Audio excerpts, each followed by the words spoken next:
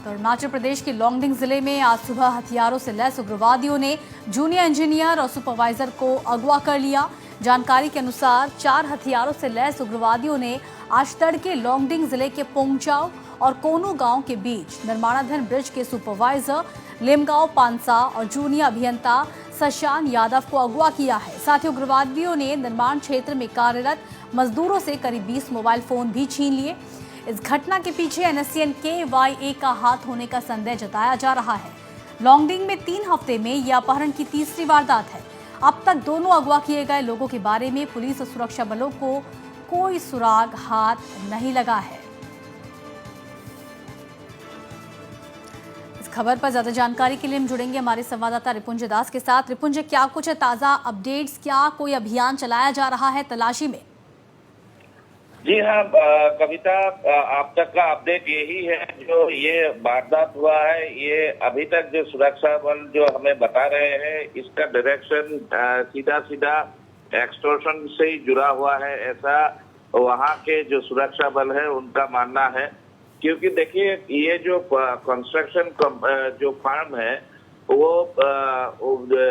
जहाँ से 2 लोगों को उठाया गया है, तो वो बिलोंग करता है शत्रुघ्न सिंह बोल के एक बहुत ही नामी और बड़ा कॉन्ट्रैक्टर है अरुणाचल प्रदेश के। वहां से उनका कंपनी से ये दोनों लोग वहां कार्यरत थे।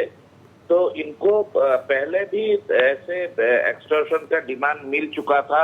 इनफैक्ट कविता, अगर रिकॉर्ड की बात करें तो 2015 में शत्रुघ्न सिंह के नजदीकी रिश्तेदार को अगवा किया गया था उग्रवादियों द्वारा। उस समय 2015 में उस समय एक भारी अमाउंट देके उनको छुड़ाया गया था। और 2021 में भी उल्फा इंडिपेंडेंट के तरफ से शत्रुघ्न सिंह को काफी बड़ा रकम डिमांड करके एक एक्सटॉर्शन नोट का खबर आया था। तो ये सीधा सीधा इसका भी ये इसी केस का तार भी कहीं ना कहीं एक्सटॉर्शन से जुड़ा हुआ है, ऐसा अभी तक जो इन्वेस्टिगेशन हुआ है उसमें खुल के सामने आया है। कविता, अब रिपुंज, लोंगडिंग में एक बार फिर से अपहरण की घटनाएं तेज हो गई हैं, लगातार मामले सामने आ रहे हैं। क्यों कोई कदम नहीं उठाया जाता पूरी तरह से इस तरह की घटनाओं के खिलाफ, पूरी तरह से इन घटनाओं को खत्म करने के लिए? जी हाँ कविता, यही सबसे बड़ा आज के लिए यही सबसे बड़ा सवाल है। और ये बात बार बार हमने नॉर्थ ईस्ट लाइव के जरिए भी उठाया है कि ऐसा लगता है कि अरुणाचल सरकार जो है वो केवल मात्र अपने आप को ईटानगर और अपने राजधानी क्षेत्र तक ही सीमित रखना चाहते हैं। और ये लोंगडिंग, खासकर की TCL जो इलाका है, तिराप चांगलांग लोंगडिंग, इसको राम भरोसे छोड़ दिया है।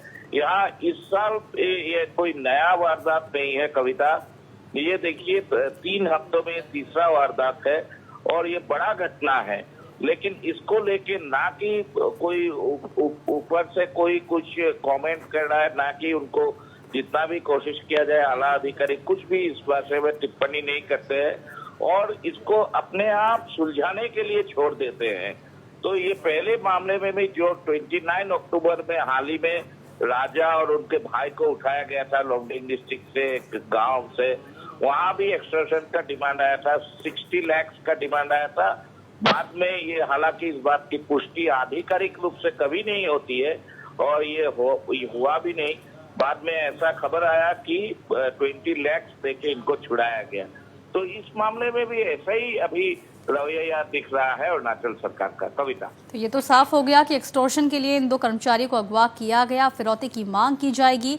रिपुंज, अब आगे क्या, कैसे थमेगा अपहरण का ये सिलसिला? यह कविता, अभी देखिए, वहाँ जो ऑपरेशन है वो सुरक्षा बल अपने हिसाब से तो चला रहे हैं। आसाम राइफल्स की टुकड़ियां हैं, वहाँ में अरुणाचल प्रदेश पुलिस भी है। बट जैसे कि मैंने कहा, ये पूरा जो क्या है मामला है, इसको कोई एक सुनियोजित तरीके से एक स्ट्रेटेजी बना के लोगों में अवेयरनेस लाके या कुछ एक बड़ा एक कदम कोऑर्डिनेटेड एफर्ट उठा के कुछ नहीं। क्योंकि देखिए, ये एक वारदात, हमें जो पूरा पुख्ता जानकारी है इस घटना को लेके भी वहां के पुलिस ना कोई किसी सुरक्षा बल के पास कुछ भी एडवांस इंटेलिजेंस नहीं था।